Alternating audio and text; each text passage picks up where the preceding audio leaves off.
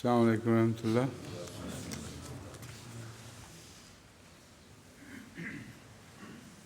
آج آیت 139 سے شروع کرنا۔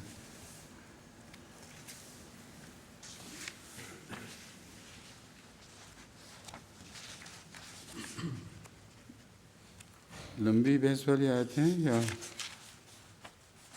تلاوت 4 تک کافی ہے؟ ہاں زیادہ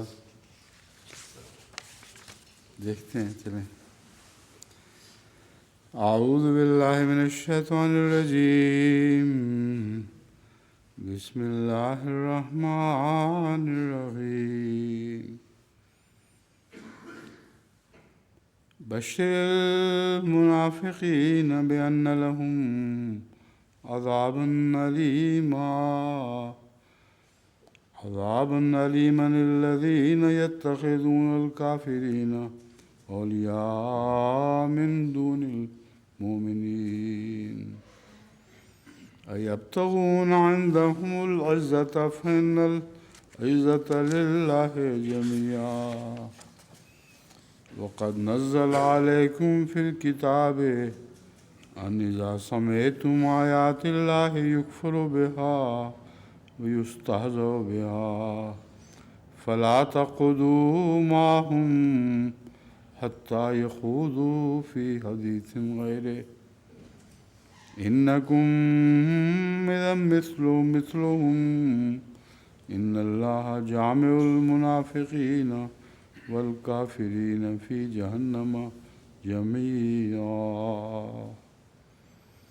جميعا الذين يتربصون بكم فإن كان لكم فتح من الله قالوا ولم نكن معكم وإن كان للكافرين نصيب قالوا ولم نستحوذ عليكم ونمنعكم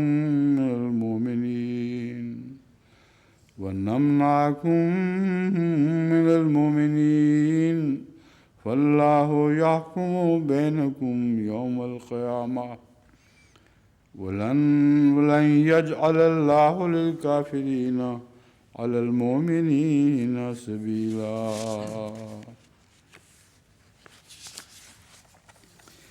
إن المنافقين يخادعون الله وهو خادعهم وإذا قاموا إلى الصلاة قاموا كسالى يراءون الناس ولا يذكرون الله إلا قليلا۔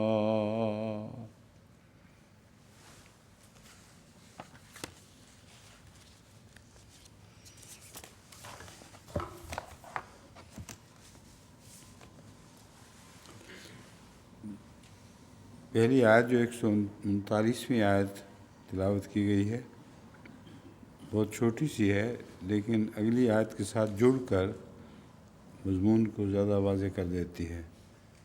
بشر المنافقین بأن لهم عذابا الیما، منافقوں کو بشارت دے دے کہ ان کے لیے بہت دردناک عذاب ہے۔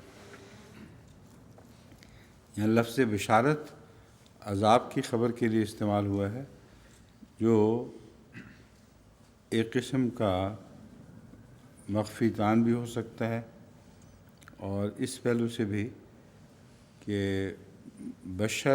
بشارت کے لیے بشر کا لفظ اس لیے استعمال ہوتا ہے کہ چہرے پر اس کا اثر ظاہر ہو جاتا ہے، تو یہ ان کی بشارت ایسی ہوگی کہ ان کے چہرے پر اس سے جو اثر ظاہر ہو اس کو بشر کہا گیا ہے، یعنی اس اثر کو پیش نظر رکھتے ہوئے بشر کہا گیا ہے، حالانکہ خوشخبری والے کے چہرے کا اثر اور ہوا کرتا ہے اور بد خبر سننے والے کے چہرے کا اثر اور ہوتا ہے۔ یہ مختصر اس پر تبصرہ تھا۔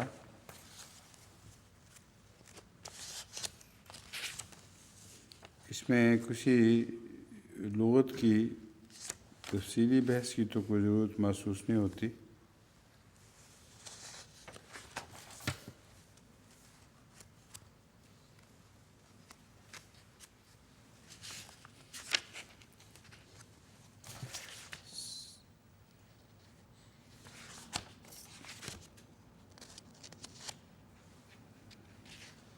اور جو لغت کے حوالے ہیں اصل میں وہ دونوں کو اکٹھے دے دیے گئے ہیں، اس لیے میں حیران ہو رہا ہوں کہ اس آیت میں تو الفاظ ہیں ہی نہیں، جو اگلی آیت ہے اس کے ساتھ لغت کے حوالے ہیں، اس کی ضرورت ہی کوئی نہیں کسی حوالے کی۔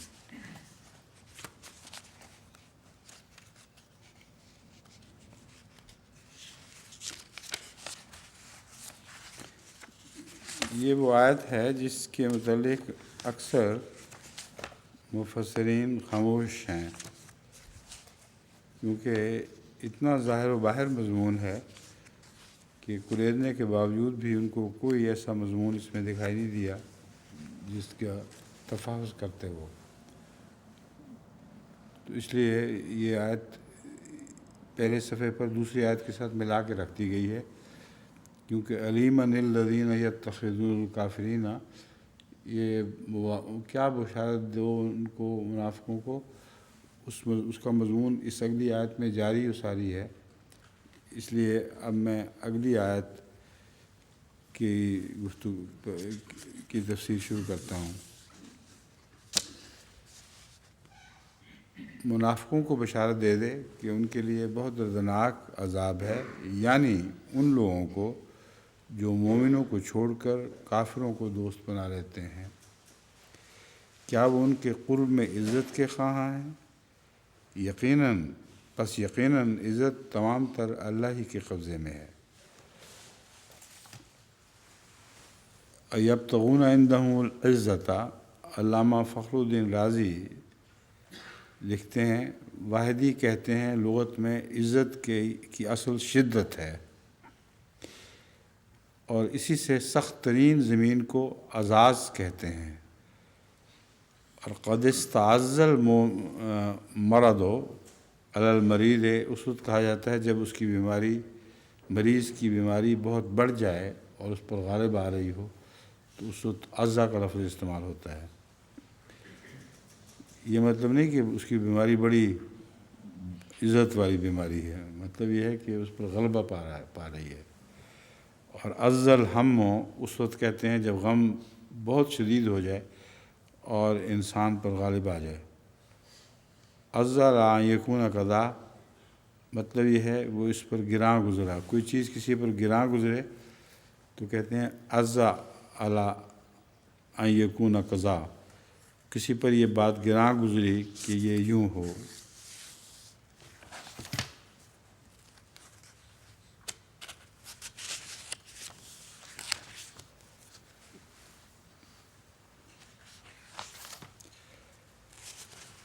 اب اس بحث میں جو تفصیلی بحث ملتی ہے، ایک تو حضرت مسلم موعود کی رضی اللہ تعالیٰ عنہ کی جو تقریر ہے ترک موالات کے متعلق، اس میں اس بحث کو، اس آیت کو خصوصاً آپ نے اپنے زیر نظر رکھا ہے، کیونکہ ترک موالات والے جو تحریک کرنے والے تھے ترک موالات کی، وہ اس آیت سے استنباط کرتے تھے، اور خاص طور پر اس کا مضمون یہ سمجھتے تھے جو کہ انگریزوں سے ترک موالات ہو اور ہندوؤں سے دوستی بڑھے۔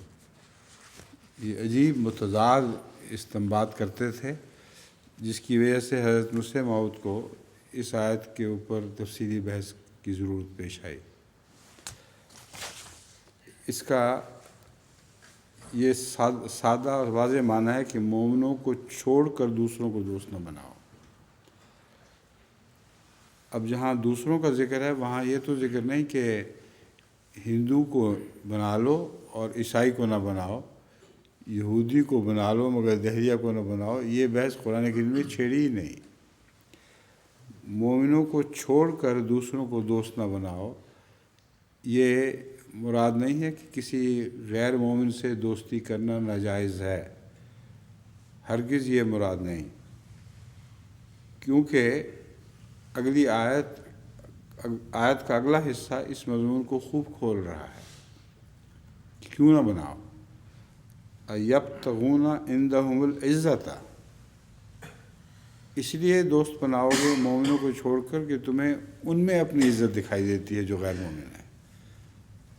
اگر یہ پیش نظر ہے تو بالکل نہ بناؤ، اس صورت میں تم انہی جیسے ہو جاؤ گے۔ اب یہ بہت ہی پاکیزہ صاف مضمون ہے جو ایک گہرے نفسیاتی نقطے کو نمایاں کر رہا ہے۔ عام طور پر ایک آدمی کے دوست ہوتے ہیں، اپنے دوست بھی اور دوسرے بھی، لیکن اس وجہ سے اپنوں کو نہیں چھوڑتا کہ گویا اپنوں میں تو ذلت دکھائی دے رہی ہے اور غیروں میں عزت دکھائی دے رہی ہے۔ جب اس نیت سے کوئی اپنوں سے علیحدگی اور غیروں سے قرب بڑھائے تو پھر غیر لازماً اپنی دوسری صفات کے لحاظ سے بھی اس پر غالب آ جایا کرتے ہیں، اور ایسا شخص پھر انہی میں سے ہو جایا کرتا ہے۔ یہ ایک روزمرہ کا ہمارا عام مشاہدہ ہے۔ اب دیکھیں، جو احمدی موجود ہیں ان کو چھوڑ کر کوئی غیروں کے پاس دوڑا پھرے اور یہ سمجھے کہ ان کی عزت سے میں حصہ پاؤں گا جب ان سے ملوں گا، تو اس صورت میں وہ احمدیوں سے ایک قسم کی بے اعتنائی بھی دکھانے لگتا ہے، اور اگر غیروں کے موجودگی میں احمدی مل جائیں تو حتی المقدور اعراض بھی کرتا ہے کہ وہ یہ نہ سمجھیں کہ ان لوگوں کا بھی یہ آدمی ہے۔ کوئی کمزور آدمی ایسے موقع پر آگے بڑھ کے سلام کر لے جہاں جو ان لوگوں کے نزدیک معزز لوگ ہیں، جو ان کے دوست ہیں، تو شرمندگی محسوس کرتے ہیں۔ اوہو، یہ معاشقی، یہ فقیر، یہ غریب، یہ کہاں سے آگے ہم سے ملنے والا، وہ ہم اس کے بھی دوست ہیں، تو سرسری السلام علیکم، وعلیکم السلام، ٹھیک ہے، چھٹی، یہ کر کے تو اپنا پیچھا چھڑا لیتے ہیں۔ یہ گہرا نفسیاتی مضمون ہے جو قرآن کریم نے کھول کر بیان فرمایا، اور ساتھ فرمایا عزت چاہتے ہیں، یہی وجہ ہے نا، فَإِنَّ الْعِزَّةَ لِلَّهِ جَمِيعًا، تو عزت تو تمام تر اللہ کے ہاتھ میں ہے۔ جو اس کی خاطر بظاہر بے عزتی نہیں تو کم سے کم بظاہر ایک غیر معروف حالت کو قبول کر لیتا ہے جس میں لوگ اس کے ساتھ اکرام سے پیش نہیں آتے، جو اللہ کی خاطر ایسا کرتا ہے تو یاد رکھے کہ تمام تر عزت اللہ ہی کے لیے ہے۔ وہ جب چاہتا ہے، جسے چاہتا ہے دیتا ہے، اور صحابہ کی زندگی میں یہی کچھ ہے جو ہم تاریخ سے واضح ہوتا ہوا دیکھتے ہیں۔ وہ صحابہ جو اس زمانے میں، رسول اللہ صلی اللہ علیہ وسلم کے زمانے میں، دنیا میں کوئی بھی عزت کی نظر نہیں رکھتے تھے، کوئی بھی عزت کا پہلو نہیں رکھتے تھے جس پر نظر پڑ سکتی۔ کیوں؟ اس لیے کہ ان کی عزت تمام تر اللہ سے تعلق اور رسول سے تعلق سے وابستہ تھی۔ اس لیے دنیا داری نظر سے اگر دیکھا جائے، ظاہری نظر سے دیکھا جائے، تو ان کے اندر کوئی عزت کا نمایاں پہلو دکھائی نہیں دیتا تھا، مگر جب اللہ کی نظر ان پر پڑی، یہ میری خاطر غریب اور مسکین بنے بیٹھے ہیں، تو اللہ نے پھر ان کو نمایاں کر دیا۔ پھر تمام دنیا پر ان کی عزتیں چاند سورج کی طرح چمکی ہیں۔ وہ ابو ہریرہ دیکھ لو، اور دوسرے غریب، اور وہ کیسر و کسریٰ کے رومال پر تھوکنے والا، بخے ابو ہریرہ کہتا ہے۔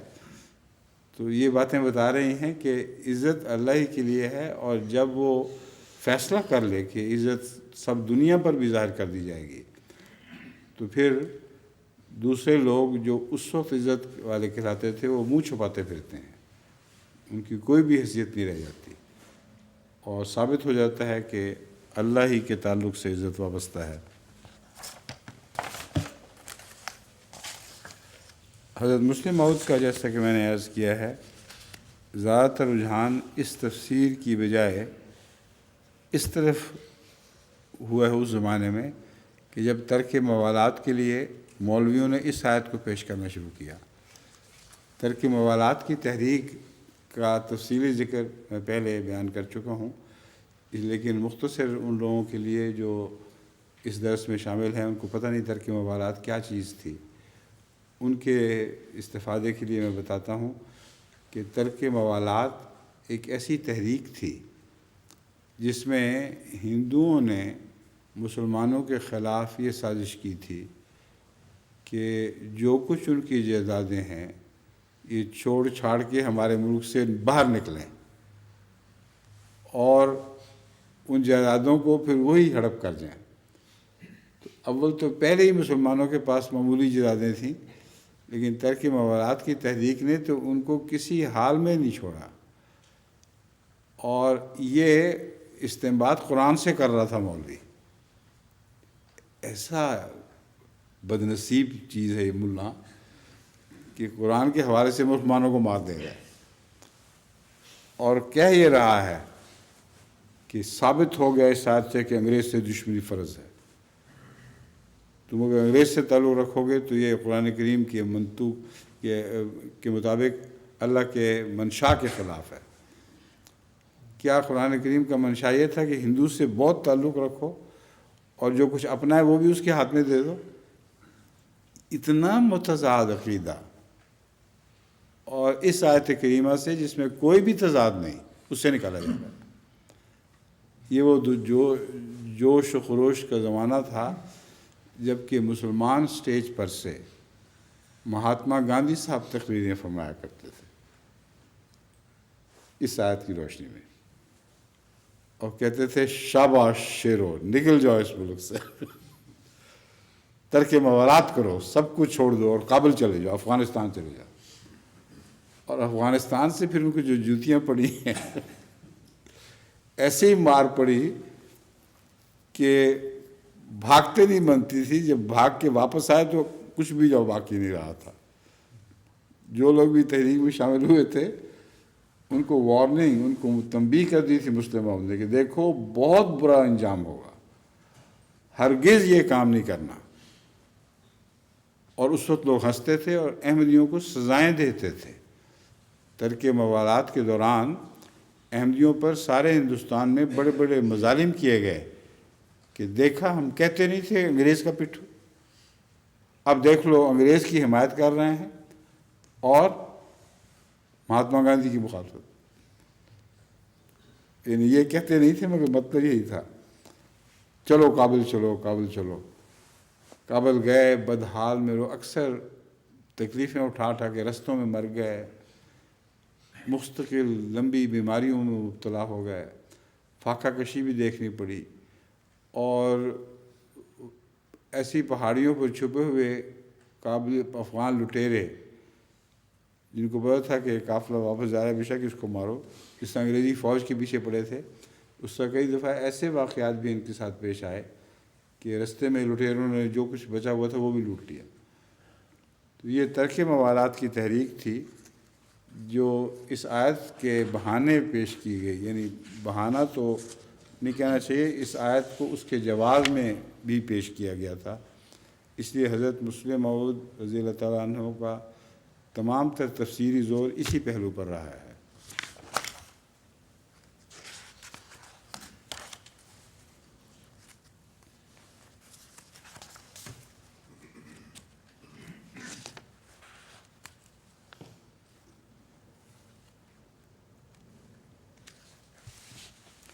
حضرت مسلم موعود مفتی مولوی محمود الحسن صاحب کا ترجمہ اس آیت کا پیش کرتے ہیں. ان دنوں میں وہ کیا ترجمہ پیش کیا جاتا تھا مسلمانوں کے سامنے: ان منافقین کو دردناک عذاب کی خوشخبری سنا دو. مومنین کے سوا کافروں کو اپنا دوست بناتے ہیں. کیا وہ ان کے پاس عزت تلاش کرتے ہیں؟ حالانکہ تمام تر عزت خدا کے لیے ہے. حضرت مسلم موعود یہ ترجمہ پیش کر کے کہتے ہیں اس ترجمے کے الفاظ پر تو غور کرو. یہاں کہاں لکھا ہے کہ نصارہ کو دوست نہ بناؤ؟ تو تمہاری اپنی کتابوں میں جو ترجمہ درج ہے اس کو تو غور سے پڑھ لو. اس میں اشارتاً بھی ان باتوں کا ذکر نہیں جو تم ان اس آیت سے استنباط کرنے کی کوشش کرتے ہو.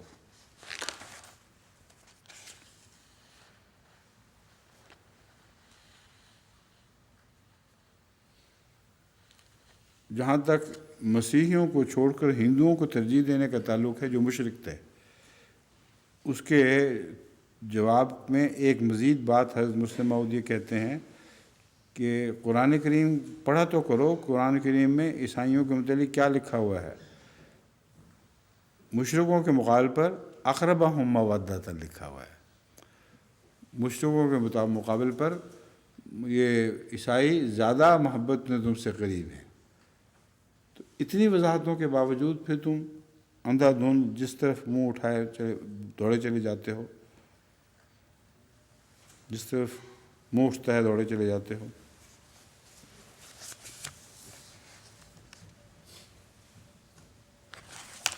غرض کہ حضرت مسلم موعود کی تمام تر تفسیر اور جوابی کارروائی ترک موالات کے حوالے سے ہی ہے۔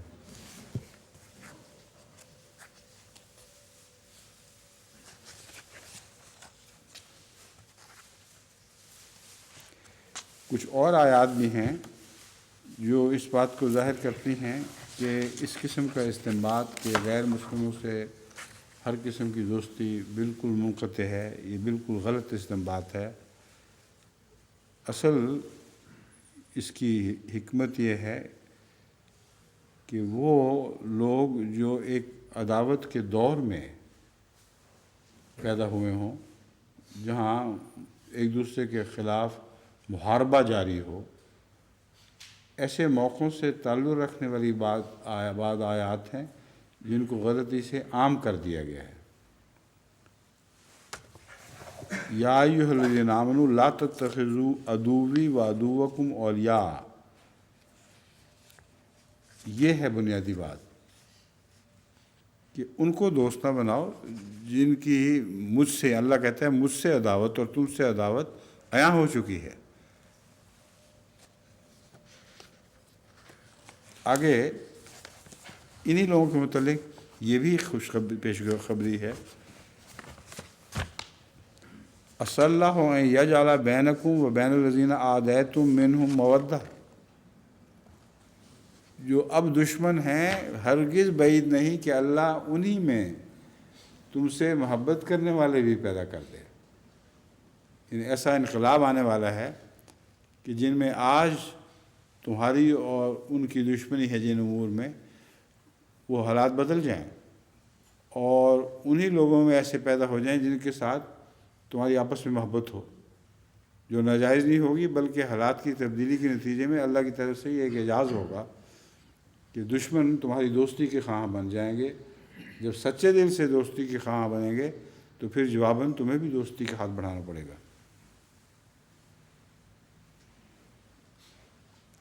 پھر فرمایا کہ عام غیر مسلم سے تو تمہیں اللہ تعالیٰ منع کرتا ہی نہیں، غلط استنباط نہ کیا کرو۔ لا ینہاکم اللہ عن الذین لم یقاتلکم فی الدین ولم یخرجکم من دیارکم ان تبروہم وتقسطوا الیہم ان اللہ یحب المقسطین، اور اللہ تمہیں ان سے منع نہیں کرتا جنہوں نے تم سے دین کے معاملے میں قتال نہیں کیا، اور نہ تمہیں بے وطن کیا۔ دین کے معاملے میں قتال نہیں کیا اور تمہیں بے وطن نہیں کیا۔ اب انگریز نے کب بے وطن کیا تھا ترک موالات والوں کو؟ وہ تو ہندو بے وطن کر رہے تھے۔ ان سے نیکی کرو جنہوں نے تمہیں دین کے معاملے میں، دینی امور کی سر انجام دہی سے نہیں روکا، یا دین کے معاملے میں غصے کے نتیجے میں تم سے قتال نہیں کیا، ایک بات۔ دوسرے، تمہیں بے وطن نہیں کیا۔ ان سے نیکی کرو اور انصاف کے ساتھ ان سے پیش آؤ، یقیناً اللہ انصاف کرنے والوں سے محبت کرتا ہے۔ انما ینہاکم اللہ عن الذین قاتلوکم فی الدین واخرجوکم من دیارکم وظاہروا علی اخراجکم ان تولوہم ومن یتولہم فاولئک هم الظالمون۔ یہ سورہ ممتحنہ کی آیات تھیں پہلے 8 سے 10 تک، اس میں یہ 10ویں آیت ہے۔ اس کا مضمون وہی ہے جو پہلے بیان کر چکا ہوں۔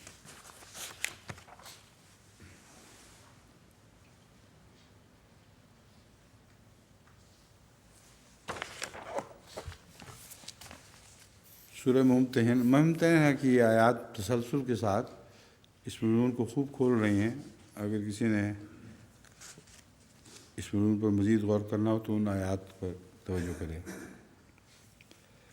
وقد نزل 141ویں آیت، وقد نزل علیکم فی الکتاب ان اذا سمعتم آیات اللہ یکفر بہا ویستہزأ بہا فلا تقعدوا معهم حتى يخوضوا في حدیث غیرہ انکم اذا مثلهم ان اللہ جامع المنافقین والکافرین فی جہنم جمیعا، اور یقیناً اس نے تم پر کتاب میں یہ حکم اتارا ہے کہ جب تم سنو کہ اللہ کی آیات کا انکار کیا جا رہا ہے یا ان سے تمسخر کیا جا رہا ہے تو ان لوگوں کے پاس نہ بیٹھو یہاں تک کہ وہ اس کے سوا کسی اور بات میں مصروف ہو جائیں۔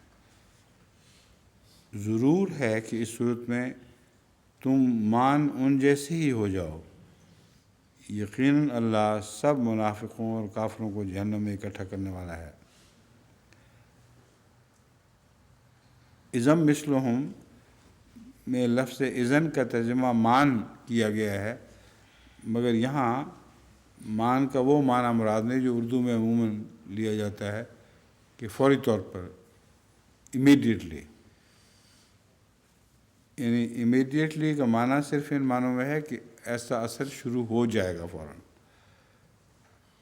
اثر پکتے پکتے کچھ وقت لگا کرتا ہے، تو مان یہ نہیں کہ جا کے بیٹھے اور اچانک تم کافر ہو جاؤ اسی طرح۔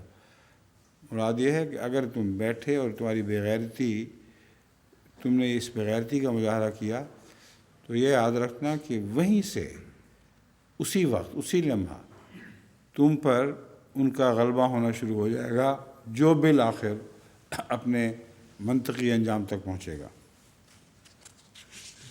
ان اللہ جامع المنافقین والکافرین فی جہنم جمیعا، یقیناً اللہ تعالیٰ منافقوں اور کافروں کو جہنم میں اکٹھا کرنے والا ہے۔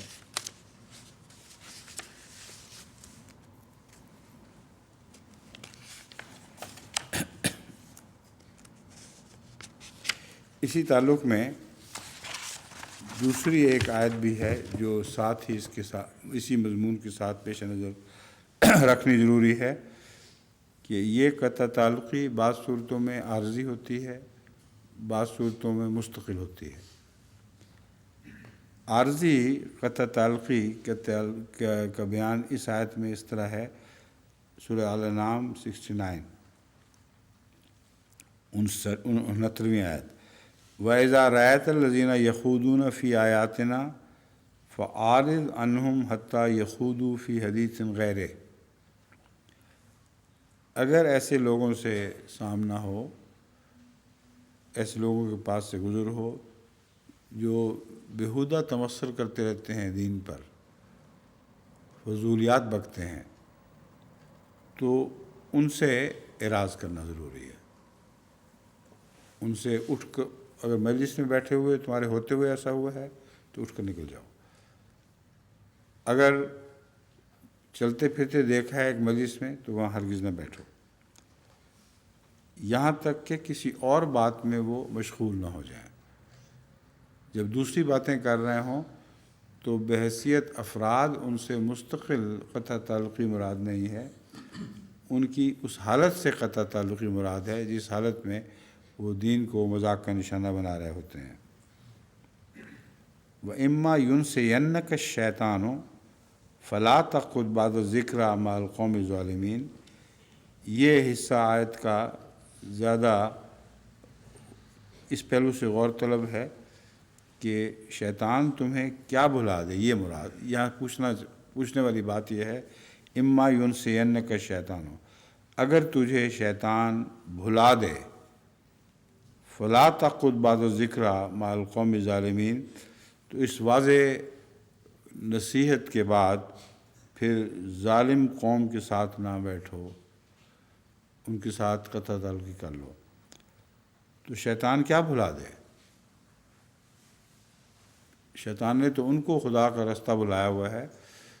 یہاں رسول اللہ صلی اللہ علیہ وسلم کو مخاطب کیا گیا ہو یا آپ کے حوالے سے دوسرے مسلمانوں کو مخاطب کیا گیا ہو، تو اما ینسینک کا کیا مطلب بنے گا کہ شیطان تجھے بھلا دے؟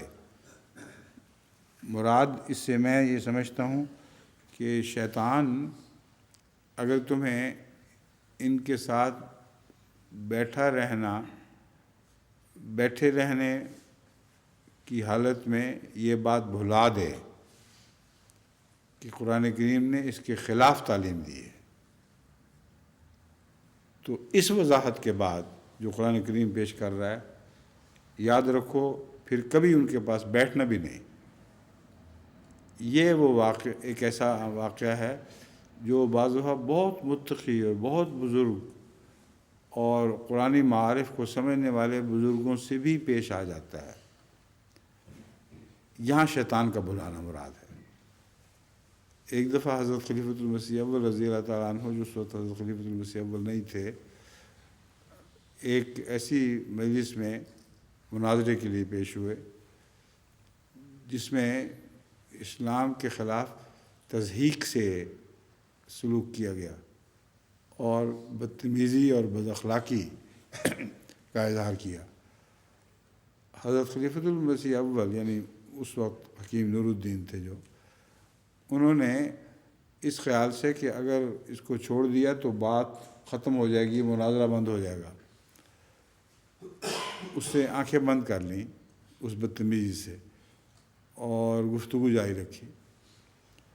حضرت مسیح موعود علیہ السلام کو جب یہ خبر پہنچی تو باوجود اس کے کہ بے انتہا محبت تھی حضرت خلیفۃ المسیح اول حکیم نور الدین سے، اب بے حد ناراض ہوئے، اٹھ کے کیوں نہیں آ گئے؟ محمد رسول اللہ کے خلاف بات اور حکیم نور الدین وہاں بیٹھا رہے، کیوں اٹھ کے نہیں آ گیا؟ یہ ایک واقعہ تھا جو عمر بھر حضرت خلیفۃ المسیح کے دل میں کھٹکتا رہا، کاش میں اٹھ کے آ گیا ہوتا اور یہ ناراضگی نہ دیکھنی پڑتی۔ تو اگر ایسا واقعہ ہو جائے کہ تم سے غلطی کوئی اس قسم کی ہو جائے تو پھر آئندہ سے توبہ ہی کر لو، کبھی پاس تک نہیں پھٹکنا ایسی مجلس کے، تاکہ دوبارہ تم سے شیطان ایسی حرکت نہ کر سکے۔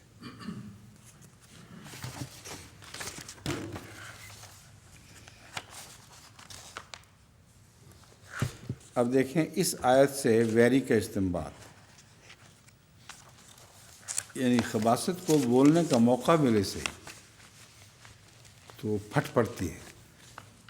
اس آیت میں کہیں بھی وہ مضمون بیان نہیں ہوا جو ویری نے اس سے استنباط کر کے تمام دنیا میں غیر مسلموں پر یہ اثر قائم کرنے کی کوشش کی ہے کہ اسلام ہر قسم کے مناظرے کا رستہ بند کر رہا ہے۔ اسلام کا پھیلاؤ تلوار کے سوا کسی ذریعے سے ممکن ہی نہیں ہے، اور اگر غیر کوئی جواب دے عقلاً تو اسلام کہتا ہے کہ فوراً قطع طلب کر لو۔ کوئی غیر ہوتا کون ہے کہ عقلی جواب دے اسلام کے خلاف؟ اور ایسی صورت میں اسلام کا مناظرے کا رستہ ہمیشہ کے لیے بند ہو چکا ہے، کبھی اسلام کی طرف سے مناظرہ نہیں ہوگا، نہ کبھی ہوا ہے۔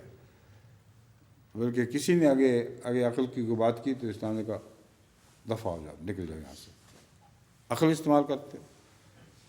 یہ بے عقلی کی بات یہ ویری صاحب فرما رہے ہیں، یہ ان کی عقل کا حال ہے۔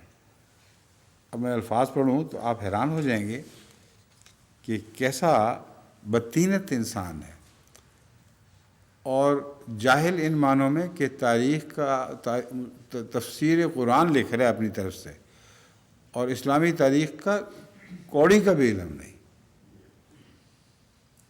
لیکن علم ہے، جس کا مطلب بددیانتی سے چھپا رہا ہے۔ اسی کو دجل کہتے ہیں۔ اسی لیے ایسے لوگوں کو اینٹی کرائسٹ کہنا ضروری ہے، کیونکہ حضرت عیسیٰ نے تو یہ تعلیم کبھی نہیں دی کہ واضح صاف سیدھی بات کو مروڑو اور اس میں سے غلط مطلب نکالو۔ کہیں اشارتاً بھی نیو ٹیسٹمنٹ میں ایسی تعلیم نہیں ہے۔ بس ایسے شخص کو اینٹی کرائسٹ کہنا لازم ہے تاکہ حضرت عیسیٰ کی بریت کی جائے، حضرت عیسیٰ علیہ السلام کو ان بدبختیوں سے بالکل نمایاں نتھار کر الگ دکھایا جائے، تاکہ جب یہ رسول اللہ صلی اللہ علیہ وسلم پر کوئی غلط تاثر کے متعلق غلط تاثر قائم کرنے کی کوشش کرتے ہیں تو اسی کے ساتھ ہی عیسیٰ علیہ السلام پر بھی غلط تاثر پیدا کرتے ہیں۔ قرآن کو دیکھو، دونوں کو ڈیفینڈ کرتا ہے، دونوں کا بیک وقت دفاع فرماتا ہے۔ اب اس کی جو عبارت کا جو پڑھنا مشکل ہوا کرتا ہے میرے لیے، مگر مجبوری ہے، وہ اوپر حال سن لیں۔ Muslims are not allowed even to listen to the adverse criticism of unbelievers, lest they should become like them. کیونکہ ایڈورس کرٹیسزم چونکہ بڑا طاقتور اور غالب ہوگا اور عقل والا ہوگا، تو ظاہر بات ہے کہ جب سنیں گے تو فوراً ویسے ہو جائیں گے۔ اس لیے وہ کہتا ہے کہ اسلام اس آیت سے ثابت ہے، ایڈورس کرٹیسزم سننے کو کا امکان ہی دور فرما رہا ہے، احتمال ہی دور کر رہا ہے۔ These scoffers were no doubt Jews. کہتے ہیں تو ٹھیک ہے کہ ایسا سکوف کرنے والے، بدتمیزی سے اسلام کو کی تحقیر کرنے والے یہ جوز تھے، whose arguments were to the Muslims unanswerable. تھے تو جوز، مگر مسلمانوں کے پاس ان دلائل کا کوئی جواب نہیں تھا۔ unanswerable. Anything like a fair investigation would have been disastrous to the cause of Islam. کہ اگر منصفانہ تحقیق کا رستہ اختیار کیا جاتا یا اس کی اجازت دی جاتی تو اسلام تباہ و برباد ہو جاتا، کیونکہ منصفانہ تحقیق اور اسلام اکٹھے نہیں چل سکتے۔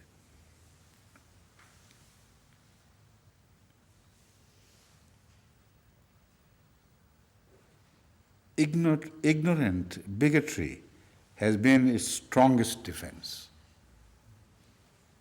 Ignorant bigotry یعنی جہالت کے قلعوں میں بند ہو کر اپنے عقائد کا تحفظ کرنا، یہ اسلام کا اسٹرانگسٹ ڈیفینس ہے۔ یہ ہیں ویری صاحب۔ اب سنیے قرآن کریم کی تعلیم کیا ہے اس کے برعکس۔ قرآن کریم تو یہ کہتا ہے کہ مقابلہ کرو، دلائل سے مقابلہ کرو، تبلیغ سے مقابلہ کرو، لیکن حسن خلق کے ساتھ۔ اس کو رد کر رہا ہے یہ۔ کیا عیسیٰ علیہ السلام نے یہ تعلیم دی تھی کہ جب تم اپنی بات پہنچاؤ تو نہایت بدتمیزی سے کام لو؟ قرآن کریم بدتمیزی کے خلاف ہے اور دعوت اللہ کے خلاف نہیں۔ اگر حسن خلق سے پیش آؤ اور اپنے دشمن کی بات کو سن کر تحمل سے کام لو اور احسان کا سلوک کرو۔ ادعو الی سبیل ربک بالحکمۃ والموعظۃ الحسنۃ وجادلہم باللتی ہی احسن ان ربک هو اعلم بمن ضل عن سبیلہ وہو اعلم بالمہتدین۔ جہاں تک مناظروں کا تعلق ہے، یہ ہے آیت جس کا مطلب یہ ہے اپنے رب کے رستے کی طرف حکمت اور موعظہ حسنہ کے ساتھ بلاؤ، اچھی نصیحت کر کے، جو پیاری بات ہو، بدتمیزی اور بدخلقی کی بات بالکل نہ کرنا۔ وَجَادِلْهُمْ بِالَّتِي هِيَ أَحْسَنُ، اور خوب مقابلے کرو تم مناظروں کے، لیکن ہمیشہ اچھی حسین تر چیز کے ذریعے ان سے مقابلہ کرو، ان کے بد استدلال کے بدلے احسن استدلال سے کام لو۔ ان ربک هو اعلم بمن ضل عن سبیلہ، یقیناً تیرا رب ہی بہتر جانتا ہے، سب سے بہتر جانتا ہے کہ اس کے راہ سے کون ہٹ گیا اور گمراہ ہو گیا۔ وَهُوَ عَالِمُ بِالْمُهْتَدِينَ، اور وہی ہے جو ہدایت پانے والوں کا سب سے زیادہ جانتا ہے۔ اسی طرح دوسری آیت المومنون 97 آیت تھی، النحل 126۔ المومنون 97 آیت یہ ہے، ادفع باللتی ہے احسن السیئہ، ہر برائی کا بدلہ نیکی سے کرو، ہر بری دلیل کا توڑ نیک اور پیاری دلیل سے کرو۔ نحن عالم بما یصفون، ہم سب سے زیادہ جانتے ہیں جو وہ اللہ یصفون کا مطلب یہ ہے کہ جو خدا تعالیٰ کی صفات میں شریک ٹھہراتے یا اس قسم کی باتیں کرتے ہیں جو خدا تعالیٰ کی ذات میں نہیں ہیں، تو ہمیں ان کا پوری طرح علم ہے، لیکن ان سے بھی مناظرہ ضروری ہے اور ان کو سمجھانا ضروری ہے. لیکن یاد رکھنا، اچھی باتوں سے مناظرہ کرنا، بری باتوں کے جواب میں برا بول نہیں بولنا. حامیم سجدہ آیت 35 میں ہے وَلَا تَسْتَوِي الْحَسَنَةُ وَلَا السَّيِّئَةُ.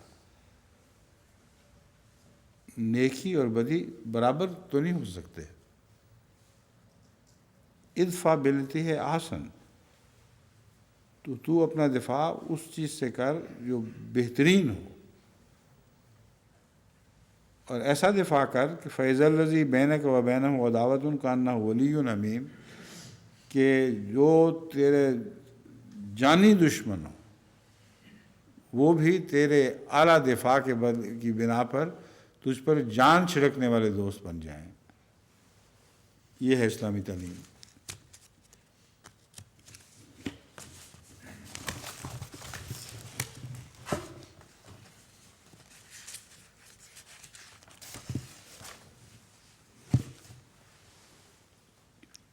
وَلَا تُجَادِلُوا أَهْلَ الْكِتَابِ إِلَّا بِالَّتِي هِيَ أَحْسَنُ. اہل کتاب سے مقابلہ کرنا ہے، لیکن نہ یہودیوں سے نہ عیسائیوں سے ایسا مقابلہ ہو جو بہترین نہ کہلا سکتا ہو. بس لفظی ترجمہ یہ ہے، اہل کتاب سے مجادلہ نہ کرو مگر انہی ذرائع سے جو بہترین ہوں، انہی ہتھیاروں سے جو بہت ہی حسین اور دلکش ہوں. إِلَّا الَّذِينَ ظَلَمُوا مِنْهُمْ، سوائے ان لوگوں کے جو ان میں سے ظلم کر رہے ہوں، جنہوں نے ظلم کیا. وَقُولُوا آمَنَّا بِالَّذِي أُنزِلَ إِلَيْنَا وَأُنزِلَ إِلَيْكُمْ وَإِلَٰهُنَا وَإِلَٰهُكُمْ وَاحِدٌ وَنَحْنُ لَهُ مُسْلِمُونَ. یہ جو علیحدگی ہو رہی ہے نا پہلے، اس موقع پر اس طرح علیحدگی ہونی چاہیے، ورنہ حضرت مسیح موعود علیہ السلام نے علیحدگی کا مضمون کہاں سے نکالا. مراد یہ ہے کہ جب مناظرے کے دوران تم تو حسن سلوک سے کام لو، احسان سے کام لے رہے ہو، اور وہ بدتمیزی پر اتر آئیں اور ظلم سے کام لیں، اللہ اور رسول کے خلاف زبانیں دراز کر رہے ہوں، تو پھر کیا ہے؟ ان کو یہ کہہ دو آمنا بالذی انزل الینا وانزل الیکم، ہم تو سرجو لوگ تھے، ہم نے تو وہی باتیں کی ہیں جو ہم پر ہی نہیں تم پر بھی اتاری گئی تھیں. اور یاد رکھو الہنا و الہکم واحد، ہمارا اور تمہارا ایک ہی خدا ہے، اس لیے وہ خدا تمہیں بھی ظلم کی اجازت نہیں دیتا. اگر ظلم سے کام لوگے تو اس خدا سے اپنا تعلق توڑ لوگے، جبکہ وَنَحْنُ لَهُ مُسْلِمُونَ، ہم تو بہرحال فرمانبردار رہیں گے.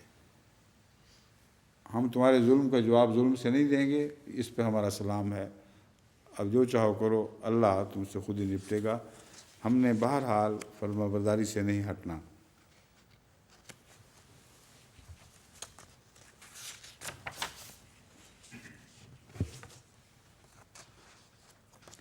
اب ویری کا تاریخ اسلام کو جھٹلانا، جس کے علم کا یہ دعوے دار ہے، کیا معنی رکھتا ہے؟ نجران کے عیسائیوں سے کیا ہوا تھا؟ مناظرہ نہیں تھا تو اس کو کیا کہتے ہیں؟ کہاں ہوا تھا؟ مسجد نبوی کے صحن میں ہوا تھا، اور اس کی تفسیروں میں اس کا ذکر ملتا ہے. اب یہ کیسا منہ پھٹ بول رہا ہے کہ اسلام تو کہتا ہے ہرگز بات نہیں کرنی. وہ مقابلہ کر رہے تھے، اور حضرت مسیح کو نہیں، حضرت یسوع کو خدا کا بیٹا قرار دینے پر زور تھا ان کا. یہ بھی ظلم ہی ہے، لیکن یہ اور طرح کا ظلم ہے. شرک ظلم ہے، مگر جس ظلم کی پہلے بات گزری ہے وہاں مراد یہ ہے کہ از راہ ظلم اور تعدی بدتمیزی سے کام لیں. یہ بھی ایک ظلم ہے.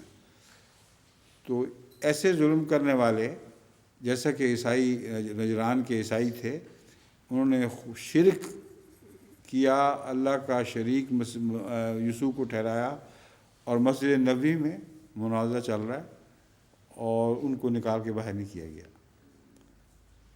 تو اس تاریخ کا علم ہونے کے باوجود یہ اس قسم کی بیہودہ حرکتیں کرتا ہے۔ جہاں تک حضرت مسیح موعود علیہ السلام کا تعلق ہے، ساری تاریخ بھری پڑی ہے احمدیت کی کہ عیسائیوں سے مناظروں میں کبھی بھی پیچھے نہیں ہٹے، بلکہ ہندوستان کے علماء نے عیسائیوں سے مناظرہ کرنے اور ان کو پچھاڑنے میں اپنی مخالفت کے باوجود حضرت مسیح موعود علیہ السلام کو خراج تحسین پیش کیا ہے۔ بعضوں نے تو یہاں تک لکھا ہے کہ عیسائیوں نے جب یہ ہندوستان کو عیسائی بنانے کی کوشش شروع کی تو باقی مسلمانوں کے پاس کوئی جواب نہیں تھا۔ یہ شخص مرزا غلام احمد آگے بڑھا ہے اور ان کے دانت کھٹے کر دیے، یہاں تک کہ ان میں سے بڑے بڑے پادریوں کو ہندوستان چھوڑ کر بھاگنا پڑا۔ یہ حقیقت ہے، اور ویری کے چیلے چانٹے ابھی بھی مقابلہ کر لیں۔ اسی مسجد سے ہم نے بارہا ان کو چیلنج دیا ہے، اور بظاہر انہوں نے قبول بھی کر لیا اور شرطوں کے لیے باتیں شروع کیں۔ جب ہم نے کہا ہم حاضر ہیں، شرطیں تیار ہیں، شرطیں بات کو متعلق شرائط طے کرنے کے لیے تیار ہے، کیوں امام صاحب آپ بھی ملوث ہوئے تھے اس میں؟ اس وقت آپ نہیں تھے، لیکن جو بھی تھا یہ گفتگو ان سے ہوئی، اور کہہ کے کہ ہاں جی ہم تو نہیں پیچھے ہٹنے والے، نہیں، آؤ مناظرہ کر لو۔ اور جب شرائط طے کرنے کا وقت آیا تو آنے بہانے وہاں سے نکل کے بھاگ گئے کہ اب ہمارے پاس وقت نہیں ہے، جنہوں نے شرطیں طے کرنی تھی وہ یہاں نہیں ہیں۔ ہم نے کہا اچھا جب آئیں گے بتا دینا، وہ دن اور آج کا دن۔ پھر نہیں انہوں نے اس بات کو دوبارہ چھیڑا۔ یہ تو بھاگتے ہیں، احمدی بچوں سے بھی بھاگتے ہیں۔ تو ویری کی بات تو بالکل برعکس ہے، تمہیں خوف ہے کہ جہاں بات شروع ہوئی تم جھوٹے نکلو گے۔ اسلام کو کوئی خوف نہیں ہے، اسلام تو شیر کی طرح دندناتا ہے، تم بھیڑوں کی طرح بھاگ رہے ہو مگر بھیڑوں کے غلط معنوں میں۔ مسیح کی تو بھیڑیں بھی نہیں بھاگتی تھیں، تم مسیح کی بھیڑیں کہلا کر پھر بھاگ پڑے ہو۔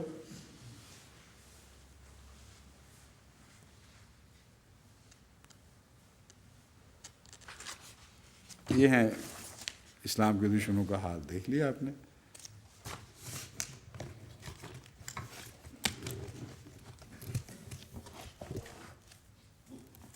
حضرت مسیح علیہ السلام کو کمزوری جب ہو تو پھر فرمایا کرتے تھے کسی مخالف کی بات کرو، میں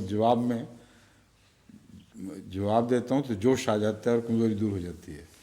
اس بدبخت کا ایک فائدہ ہے کہ روزے کی ساری کمزوری ختم ہو جاتی، نام و نشان نہیں رہتا، خون کھولنے لگتا ہے، پوری توانائی آ جاتی ہے، ہاتھ پاؤں جو پہلے ٹھنڈے ہو رہے ہیں کمزوری سے وہ ایک دم گرم ہو جاتے ہیں۔ لِلَّذِينَ يَتَرَبَّصُونَ بِكُمْ فَإِنْ كَانَ لَكُمْ فَتْحٌ مِّنَ اللَّهِ قَالُوا أَلَمْ نَكُن مَّعَكُمْ۔ اب یہ منافقین کی بات جاری ہے۔ اللہ تعالیٰ فرماتا ہے ان جیسے نہ ہو جانا، یہ منافق لوگ ہیں، گندے لوگ ہیں، اور اوپر سے تم سے ملتے ہیں، اوپر سے کہتے ہیں ہم تمہارے ساتھ ہیں، مگر اندر سے نہیں ہوتے۔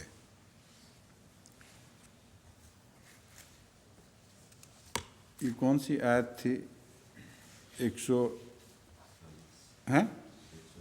اس کی پوری باتیں نہیں ہوئی پھر شاید۔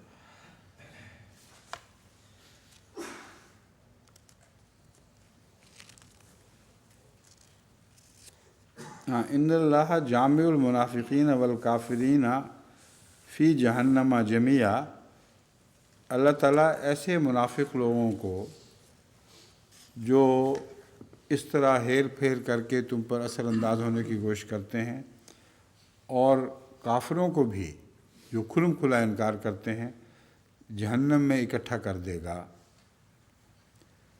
یہ کون لوگ ہیں؟ ان کی مزید عادات وغیرہ اس آیت کریمہ یعنی 142 میں بیان ہوئی ہیں۔ للذین یتربصون بکم، یعنی ان لوگوں کو جو تمہارے متعلق بری خبروں کا انتظار کر رہے ہیں۔ فَإِنْ كَانَ لَكُمْ فَتْحٌ مِّنَ اللَّهِ قَالُوا أَلَمْ نَكُن مَّعَكُمْ، بس اگر تمہیں اللہ کی طرف سے فتح نصیب ہو تو کہیں گے کہ کیا ہم تمہارے ساتھ نہیں تھے؟ اس لیے فتح کی کامیابیوں میں ہمیں بھی کچھ حصہ دو۔ فتح کے نتیجے میں جو تم پر دنیا کی نعمتیں نازل ہوئی ہیں، ہم بھی تو حصے دار ہونے چاہیے، کیونکہ ہم دل میں تمہارے حق میں دعا گو تھے، مجبوراً بولتے نہیں تھے مگر تھے تو تمہارے ساتھ ہی نا۔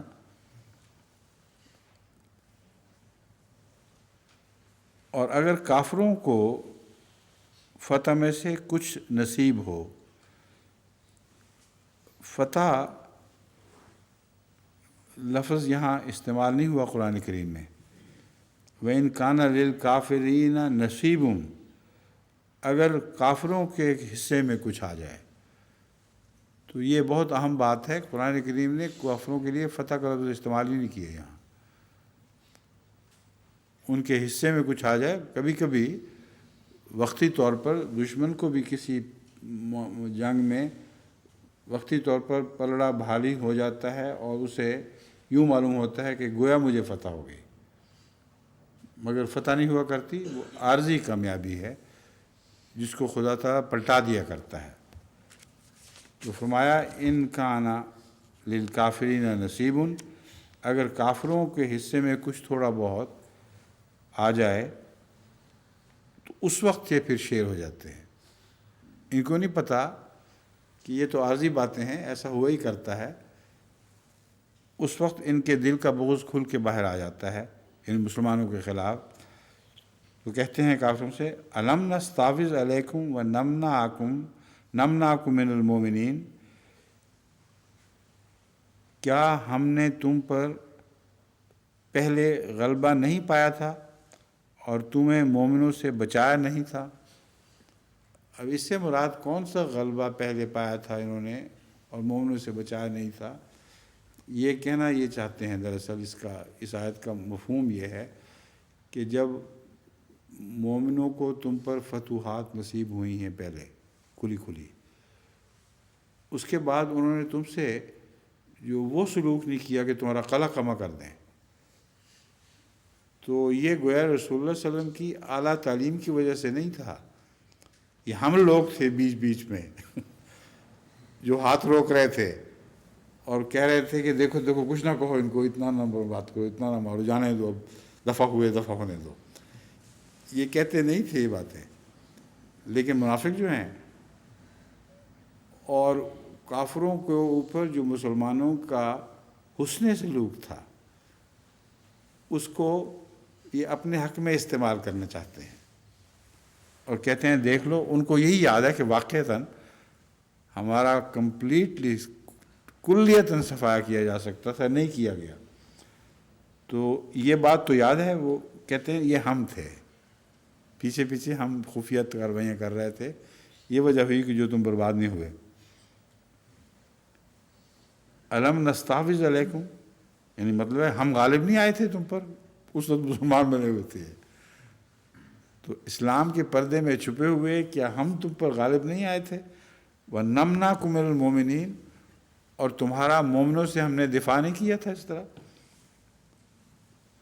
یہ مقصد یہ ہے کہ اس وقتی فتح کے نتیجے میں کافروں سے جو کچھ ان کو نصیب ہوا ہو تھوڑا بہت، اس سے یہ بھی حصہ پالیں۔ فَاللَّهُ يَحْكُمُ بَيْنَكُمْ يَوْمَ الْقِيَامَةِ، اللہ تمہارے درمیان قیامت کے دن فیصلہ کرے گا۔ اب یوم القیامہ سے مراد ایک تو وہ قیامت ہے جو مرنے کے بعد آئے گی، ایک وہ قیامت ہے جو مسلمانوں کے آخری عظیم اور ناقابل تبدیل غلبے کی صورت میں ظاہر ہونے والی تھی، جس کے نتیجے میں ان دشمنوں، ان کافروں، ان منافقوں کی صف لپیٹی جانی تھی، اور وہ سارا کم سے کم عرب کا جہاں تک تعلق ہے وہ تمام رسول اللہ صلی اللہ علیہ وسلم کی زندگی آ جانا تھا۔ تو اللہ تعالیٰ فرماتا ہے کہ ان باتوں کا فیصلہ تو قیامت کے دن ہوگا، یعنی اس قیامت میں ہوگا جب کہ بہت بڑی بڑی تبدیلیاں واقع ہوں گی اور اسلام کو کھلا فتح نصیب ہو جائے گی۔ دوسری بات، قیامت سے مراد اخروی زندگی میں آنے والی قیامت ہے۔ اس وقت پھر ہمیشہ کے لیے یہ بات طے ہو چکی ہوگی کہ تم لوگ کیسی کیسی باتیں کیا کرتے تھے، پھر اللہ تعالیٰ جو فیصلہ دے گا پھر اس فیصلے کو ٹالنے والا کوئی نہیں۔ وَلَن يَجْعَلَ اللَّهُ لِلْكَافِرِينَ عَلَى الْمُؤْمِنِينَ سَبِيلًا، کسی پہلو سے بھی، نہ اس دنیا میں نہ اس دنیا میں کافروں کو مسلمانوں کے خلاف اللہ کوئی حجت نہیں دے گا۔ نہ اس دنیا میں وہ ذلیل کر سکیں گے مسلمانوں کو، نہ اس دنیا میں جس میں کافروں کی ذلت بہت لمبی اور بہت بے بسی کی حالت میں ہوگی۔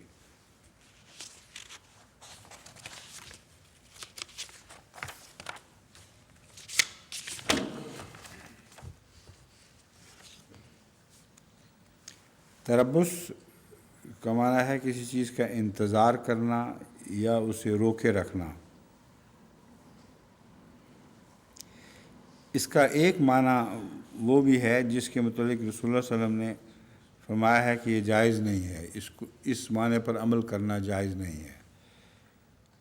وہ ہے التربص کے معنی کسی چیز کا انتظار یا روکے رکھنا، خواہ وہ تجارتی مال ہو اور روکنے کا مقصد قیمت کا بڑھنا یا کم ہونا ہو۔ تو یہ آج کل جو اسپیکولیشنز کے اوپر ساری دنیا کے مالی نظام کے ساتھ یہ جو انتہائی ظالمانہ رویہ اختیار کیا جا رہا ہے طاقتور اور امیر قوموں کی طرف سے، اور امیر قوموں میں سے بعض ان ہاتھوں کی طرف سے جن کے ہاتھ میں دولت سمٹی ہوئی ہے، وہ جب بھی تربص کرتے ہیں تو دنیا کے لیے ایک اقتصادی تباہی کا پیغام ہے۔ ہاتھ روکتے ہیں بعض دفعہ اس وقت جب کہ قیمتیں گر رہی ہوں، بعض دفعہ اس وقت جب کہ قیمتیں چڑھ رہی ہوں۔ تو آج کل جو یورپین ایکیو آنے والا ہے، اس کے ساتھ یہی حال ہو رہا ہے۔ اب کئی بیچارے احمدی تاجر سوال کرتے ہیں مجھ سے کہ ہم کیا کریں، کچھ نہیں پتہ لگ رہا، ڈالر میں رکھیں روپے کو یا ایکیو میں بدل دیں۔ ان سے میں کہتا ہوں تم جو بھی کرو، انہوں نے یہ آخر میں ایک کمانے والے بننا ہے ان لوگوں نے۔ اس لیے میں جو تمہیں مشورہ دے رہا ہوں ظاہری اندازے کے مطابق اللہ پہ توکل کرتے ہوئے اس مشورے پر عمل کرو۔ میں امید رکھتا ہوں کہ اللہ تعالیٰ اسی کو درست قرار دے گا۔ تو اس حد تک اس معذرت کے ساتھ میں بعض دفعہ مشورہ دینے پر مجبور ہوتا ہوں کہ انہیں روپیہ کہیں تو رکھنا ہے، یا ادھر یا ادھر۔ نیت ان کی اسپیکولیشن نہیں ہے، مگر روپیہ ہے، رکھنا ہے کہیں نہ کہیں، کس طرح رکھیں، کس طرح اس کو محفوظ کیا جائے۔ تو یہ تربص کا ایک معنی وہ ہے جس کا اقتصادیات سے تعلق ہے، اور اس کی حضرت امام راغب نے وضاحت فرمائی ہے۔ تربص کے تعلق میں لین بہت ہی ہمدردانہ رویہ رکھتا ہے اسلام کے ساتھ، اور کہیں بھی اس نے تعصب سے کام نہیں لیا۔ تراجم میں وہ تربص کے لفظ میں یہ کہتا ہے کہ مسلمانوں کو تو یہ تعلیم تھی، معاف کرنا، کہ وہ جواباً یہ کہیں حل تربصون بنا الا احدی الحسنیین، تربصون بکم، یہ جو آیت ہے اس کے تعلق میں لین کہتا ہے وہ تم پر انتظار کرتے ہیں آسمانی آفات کے گرنے کا یا دنیاوی طور پر تمہارے شکست کھا جانے کا۔ وہ کہتا ہے قرآن کریم ان کی اس امید پر پانی پھیرتا ہے یہ کہہ کر حل تربصون بنا الا احدی الحسنیین، کیا انتظار کر رہے ہو؟ کیا یہ کہ ہم خدا کی راہ میں شہید ہو جائیں؟ اور یہ تو ہم خود چاہتے ہیں کہ شہید ہو جائیں، اس سے بہتر ہمارا اور کیا انجام ہو سکتا ہے؟ یا یہ کہ ہم غالب ہیں اور تم مارے جاؤ. حسنیین ہیں یہ دونوں ہی بہت خوبی کی باتیں ہیں. تو تمہارا انتظار بالکل بیکار اور بے معنی ہے. تمہیں تو کچھ بھی نصیب نہیں ہوگا جب تم قتل ہوگے. مومن جب قتل ہوں گے تو کہیں گے الحمدللہ فزت برب الکعبہ، رب کعبہ کی قسم میں کامیاب ہو گیا. تو تمہارے پلے تو کوئی کچھ بھی نہیں ہے. سب اچھی باتیں اللہ تعالیٰ نے مومنوں کو عطا کی ہیں. اب حوض کا لفظ کیا ہے؟ حوض کے معنی ہیں مفردات امام راغب کے نزدیک الحوض کے معنی اونٹ ہانکنے والا. حوض ہوگا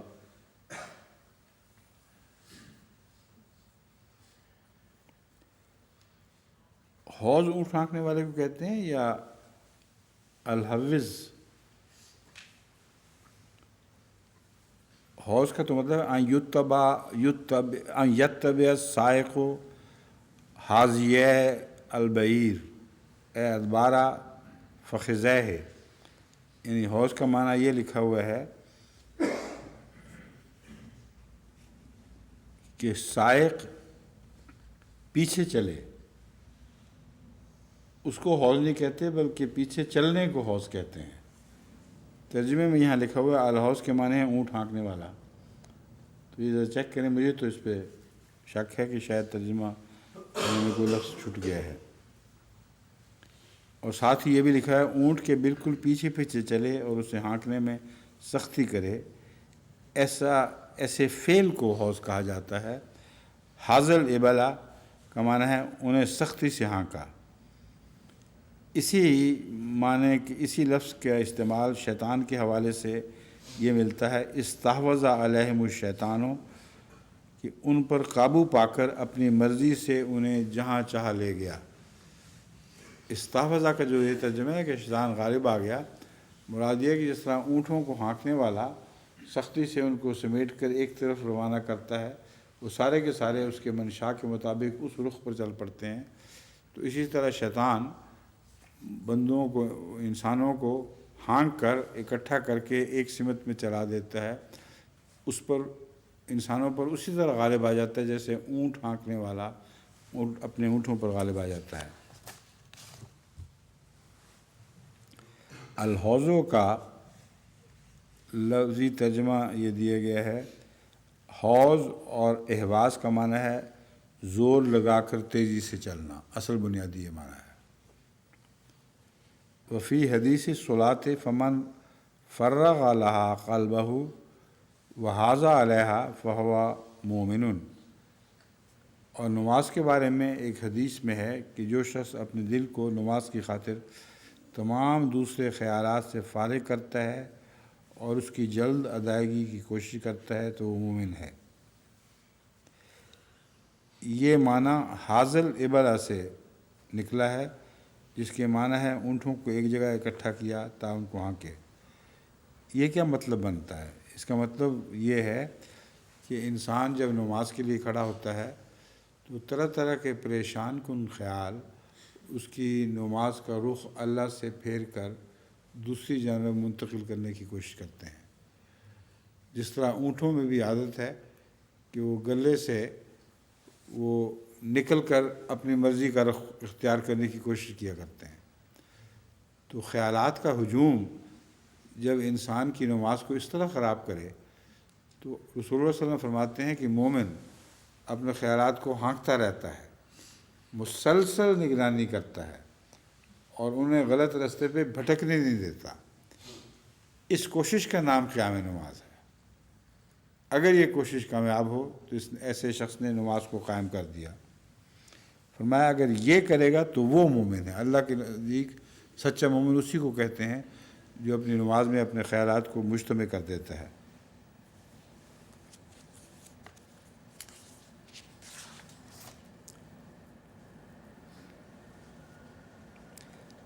حضرت عائشہ صدیقہ رضی اللہ تعالیٰ عنہ نے حضرت عمر رضی اللہ تعالیٰ عنہ کی صفات بیان کرتے ہوئے فرمایا کہ اللہ کی قسم آپ احوذی تھے اور اپنی مثال آپ تھے. یہ لفظ ہے الاحوذی جو دراصل فاعل کے معنوں میں استعمال ہوتا ہے یہاں، یا صفت مشبہ کے معنوں میں استعمال ہوتا ہے. جو بھی معنی ہو، مطلب یہ ہے وہ شخص جو بڑا عزم رکھنے والا، اپنے کاموں کو سمیٹ کر ایک معین سمت میں جاری رکھنے والا اور معاملات میں حسن تدبیر کرنے والا، ایسے شخص کو احوذی کہتے ہیں. تو حضرت عائشہ کے نزدیک حضرت عمر کی سب سے نمایاں صفت جو آپ کی تمام صفات کی جامع ہے، وہ آپ کا احوذی ہونا ہے.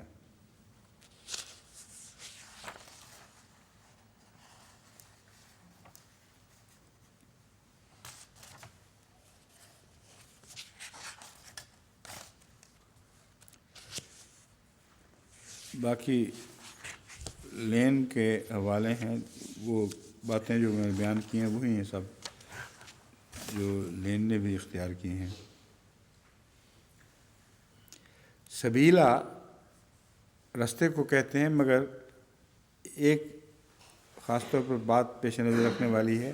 سبیل اس رستے کو کہتے ہیں جو ہموار ہو، جس میں چلنے کی وجہ سے کوئی خم یا کجی باقی نہ رہے، اور وہ سیدھا اور صاف ستھرا اور ہموار رستہ ہو.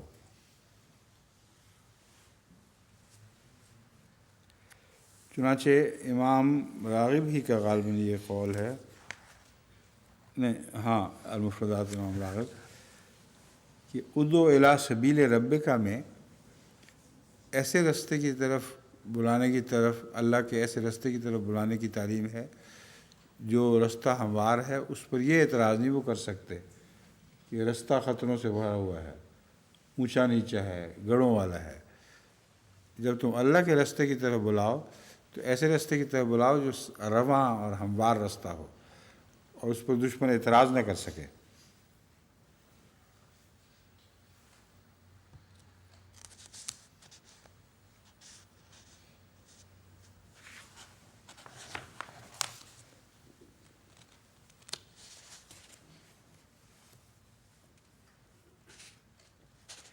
بعض دفعہ سبیل کا لفظ از امام راغب کے نزدیک حجت کے معنوں میں بھی استعمال ہوتا ہے، جیسا کہ فرمایا وما علی المحسنین من سبیل، مومنوں کے خلاف کوئی حجت نہیں ہے، کوئی ایسی دلیل نہیں ہے جس سے مومن کو مجرم قرار دیا جا سکے، مومن پر الزام لگانے کا جواز ہو. باقی جو عام معنی ہیں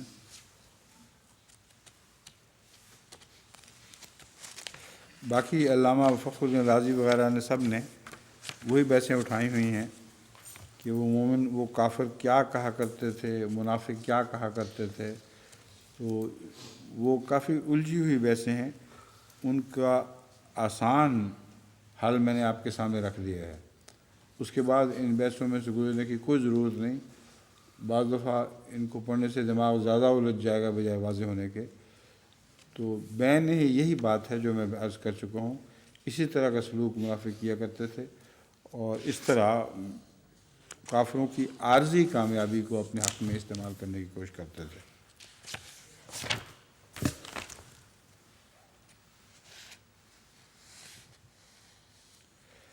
علامہ قرطبی نے اس آیت کی تفسیر میں علماء کے متعدد اقوال درج کیے ہیں،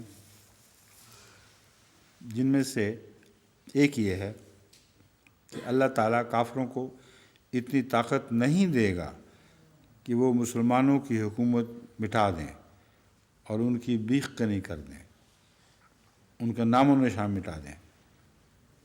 وہ بھی اس آیت کو پیشگوئی کے طور پر لے رہے ہیں، اور یہی بات درست ہے، بالکل درست ہے کہ اس میں پیشگوئی ہے کہ کبھی بھی وہ یہ نہیں کر سکیں گے. عارضی طور پر جنگ کے پرڑے بدلتے رہتے ہیں، کبھی ایک کا بھاری کبھی دوسرے کا، مگر مستقلاً خدا تعالیٰ کبھی دشمن کو توفیق نہیں دے گا کہ اسلام کا نشان مٹا سکیں. جیسا کہ صحیح مسلم میں درج ہے، یہ علامہ قرطبی نے صحیح مسلم کا حوالہ دیا ہے۔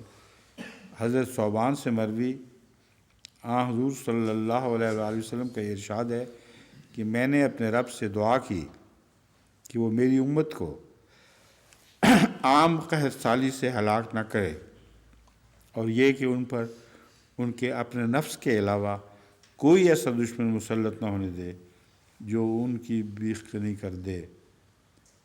اس کے جواب میں میرے رب نے فرمایا، اے محمد، جب میں کوئی فیصلہ کر دیتا ہوں تو پھر وہ ٹلایا نہیں جا سکتا۔ میں نے تمہاری اپنی امت کے حق میں یہ دعا قبول کر لی کہ انہیں عام قحط سالی سے ہلاک نہیں کروں گا، اور یہ کہ میں ان پر ان کے نفس کے سوا کوئی ایسا دشمن اس وقت تک مسلط نہیں ہونے دوں گا جو ان کی بیخ کنی کر دے، خواہ وہ دشمن زمین کے تمام کناروں سے مسلمانوں کے خلاف اکٹھا ہو جائے، یہاں تک کہ تمہاری امت کے افراد آپس میں ایک دوسرے کو ہلاک کرنے لگ جائیں اور ایک دوسرے کو قید کرنے لگ جائیں۔ یہ بڑی تفصیلی پیشگوئی ہے جس میں پیدا ہونے والے اشتباہات کا جواب یہ حدیث خود دیتی چلی جا رہی ہے۔ جو قابل غور امور ہیں اس میں وہ یہ ہیں کہ نمبر 1، رسول اللہ علیہ وسلم نے ایک قحط سالی سے امت کی ہلاکت کے خلاف دعا کی ہے۔ اب سوال یہ ہے کہ وہ مسلمان علاقے جن میں آج کل قحط پڑتا ہے اور قحط سالی سے وہ ہلاک ہو جاتے ہیں، کیا خدا تعالیٰ کا وہ وعدہ رسول اللہ صلی اللہ علیہ وسلم سے کہ میں ہرگز قحط سالی سے ان کو ہلاک نہیں ہونے دوں گا، پورا ہوا کہ نہیں ہوا؟ قطعی طور پر پورا ہوا، مگر یہ ثابت کر رہا ہے کہ یہ اب وہ امت محمدیہ نہیں رہی جس کے حق میں رسول اللہ صلی اللہ علیہ وسلم نے دعا کی تھی۔ جب محمد رسول اللہ صلی اللہ علیہ وسلم سے وابستہ ہی نہیں رہے تو پھر ان کے حق میں وہ دعائیں کیسے قبول ہوں گی؟ اور یہ بات حدیث کے آخر پر کھول دی گئی ہے۔ جو میں استنباط کر رہا ہوں یہ اپنی طرف سے نہیں، رسول اللہ صلی اللہ علیہ وسلم نے خود یہی استنباط بالآخر فرمایا ہے۔ دوسرا، میں ان پر ان کے نفس کے سوا اور یہ کہ میں ان پر ان کے نفس کے سوا کوئی ایسا دشمن اس وقت تک مسلط نہیں ہونے دوں گا جو ان کی بیخ کنی کر دے۔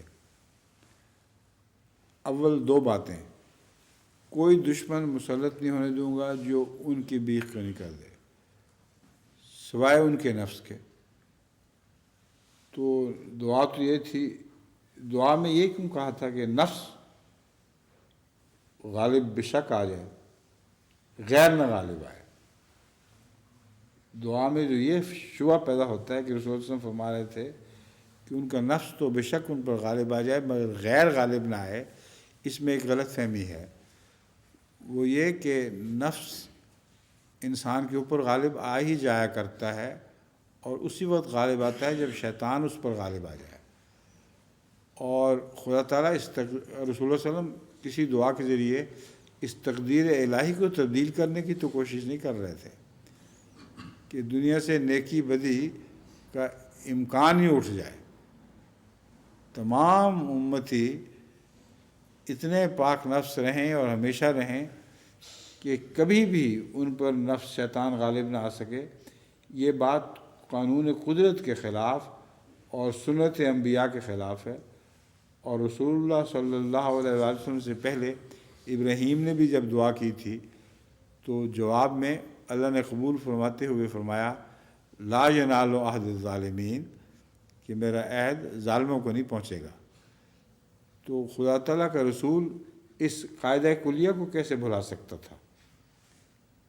اس لیے یہ دعا کے یہ الفاظ تھے سوائے اس کے، مگر آگے جو تشریح ملتی ہے اس میں ان سب پہلوؤں پر روشنی ڈال دی گئی ہے۔ نفس سے یہاں کیا مراد ہے اور پھر اس کے نتیجے میں کیا کچھ ہو سکتا ہے۔ بس اللہ نے جواب نہیں فرمایا، میں ان پر ان کے نفس کے سوا کوئی ایسا دشمن اس وقت تک مسلط نہیں ہونے دوں گا جو ان کی بیخ کنی کر دے، خواب و دشمن زمین کے تمام کناروں سے مسلمانوں کے خلاف اکٹھا ہو جائے، یہ خدا کا وعدہ ہے۔ اب دیکھیں کتنی جگہ مسلمانوں کے خلاف دشمن اکٹھا ہوا ہے اور ان کو بظاہر تہس نہس کر دیا ہے۔ یہ دعا اس شرط کے ساتھ قبول ہوئی ہے، یہاں تک کہ تمہاری امت کے افراد آپس میں ایک دوسرے کو ہلاک کرنے لگ جائیں اور ایک دوسرے کو قید کرنے لگ جائیں۔ اب یہ زمانہ آیا ہوا ہے، وہ نفس کا جو غلبہ ہے وہ اس صورت میں ظاہر ہو رہا ہے کہ نفسانی خواہشات خود غرضی کو یہاں تک پہنچا چکی ہیں کہ ایک مسلمان دوسرے مسلمان کے خلاف چڑھائی سے نہ صرف باز نہیں آتا بلکہ ہر طریق سے اس کے تمام حقوق غصب کرنے پر تلا بیٹھا۔ تمہارا یہ دعا کہ دشمن غالب نہیں ہوگا اس وقت تک ہے جب تک تم آپس کا تفرقہ اختیار نہیں کرتے۔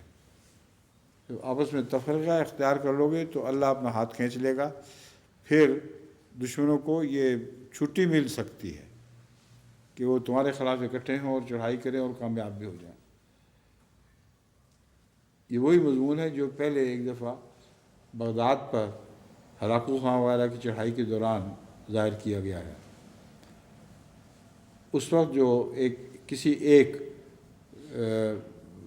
چنگیزی نے جب حملہ کیا تھا تو اس قدر اچانک اور شدید حملہ تھا کہ وقت کے بادشاہ نے ایک بزرگ سے دعا کے لیے کہا کہ اب تو دعا کے سوا چارہ کوئی نہیں، دعا کرو کہ اللہ تعالیٰ ان ظالموں کافروں سے ہمیں گزن نہ پہنچنے دے۔ تو وہ بزرگ جب دعا کرتے تھے الہام ہوتا تھا، یا ایھا الکفار اقتلوا الفجار، اے کافرو ان فاجروں کو قتل کر دو۔ یہ مراد ہے اس حدیث سے کہ جب تم فاسق و فاجر ہو جاؤ گے تو پھر یہ بات نہ سوچنا کہ اللہ تعالیٰ تمہیں کافروں اور بدترین لوگوں کے غلبے سے محفوظ رکھے گا۔ اندر کا نفاق ہے جو تمہیں برباد کرے گا، اور اس بات کو پیش نظر رکھو گے تو اللہ تعالیٰ تمہاری حفاظت فرمائے گا۔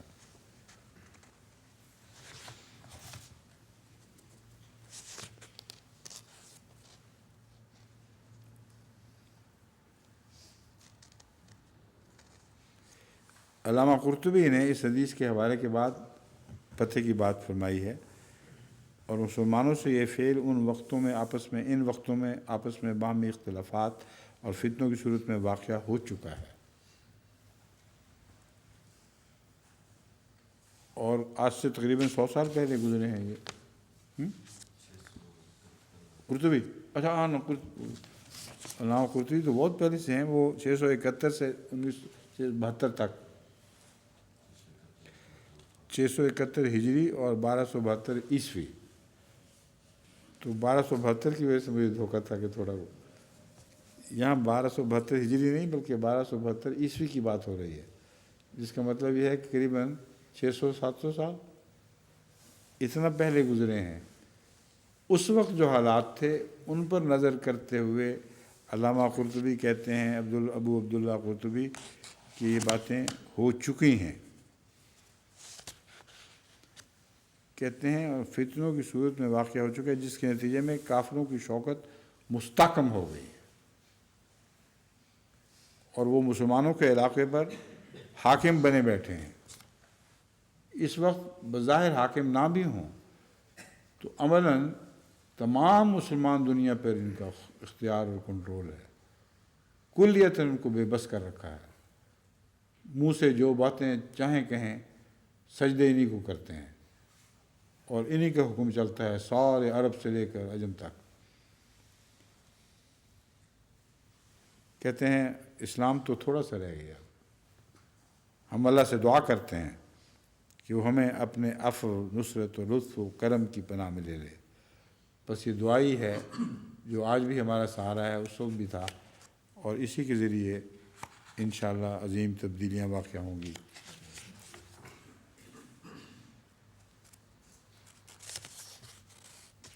صحیح مسلم کتاب الفتن میں یہ متن موجود ہے پورا، جو علامہ قرطبی نے جس کا حوالہ دیا وہ میں پڑھنے کی ضرورت نہیں سمجھتا. بیان ہو چکا ہے جو کچھ ہونا تھا.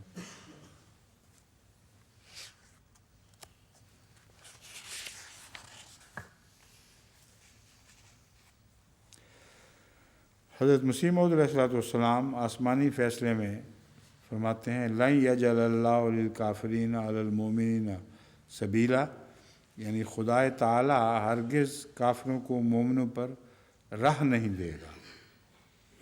تو دیکھو خدا تعالیٰ نے قرآن کریم میں مقابلہ کے وقت مومنوں کو فتح کی بشارت دے رکھی ہے، اور خود ظاہر ہے کہ خدا تعالیٰ مومن کا ہی حامی و ناصر ہوتا ہے، مفتری کا ہرگز ناصر اور حامی نہیں ہوتا. مومنوں کو دیا خدا کی خوشخبری. اگر نہیں مل رہی فتح تو کیا نتیجہ نکلے گا؟ کیا اللہ کا وعدہ جھوٹا ہے یا مومن کہلانے والا جھوٹا ہے؟ بس حضرت مسیح موعود علیہ السلام کے اس اقتباس سے یہ نتیجہ ہے جو نکلتا ہے کہ ایسی صورت میں جن کو ہر دفعہ ماری پڑے وہ مومن نہیں کہلا سکتے. اور جو دوسری جنگ ہے اس میں جماعت احمدیہ کو دیکھو، اگرچہ قتال نہیں ہو رہا، تلوار کی لڑائی نہیں ہو رہی، مگر دوسرے جہاد میں ہر جگہ دشمن کو مارے چلے جاتے ہیں، اور ان کے مقدمے پیٹھ دکھانے کے سوا کچھ بھی نہیں ہے. تو یہ وعدہ ہر حال میں پورا ہو رہا ہے، آج بھی ہو رہا ہے، مگر اس وقت جماعت احمدیہ کے روحانی جہاد کی صورت میں اللہ تعالیٰ کی وجہ سے یہ وعدہ پورا ہوتا دکھائی دے رہا ہے.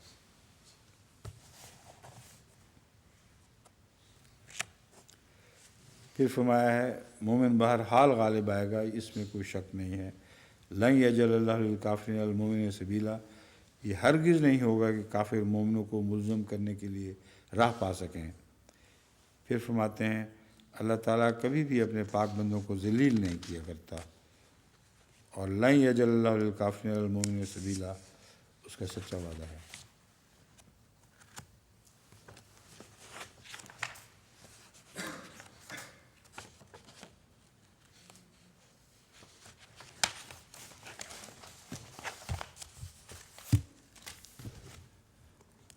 آیت 143 تلاوت ہو چکی ہے نا اس کی؟ تو کیوں پھر باقی کل سے پھر انشاءاللہ.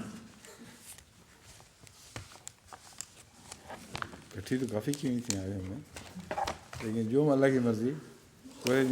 مجھے اب یہ نظر آنا شروع ہو گیا ہے کہ بقیہ چند دنوں میں ہم سورہ نساء کی تفسیر مکمل نہیں کر سکتے، مگر تفسیر کا حق تو بہرحال ادا کرنا ہے. ہمارے پیمانے درست نکلیں یا نہ نکلیں، اب نہیں تو اگلے سال انشاءاللہ مکمل ہو جائے گی، لیکن جو ضروری باتیں ہیں ان کو نظر انداز نہیں کیا جا سکتا. السلام علیکم ورحمۃ اللہ.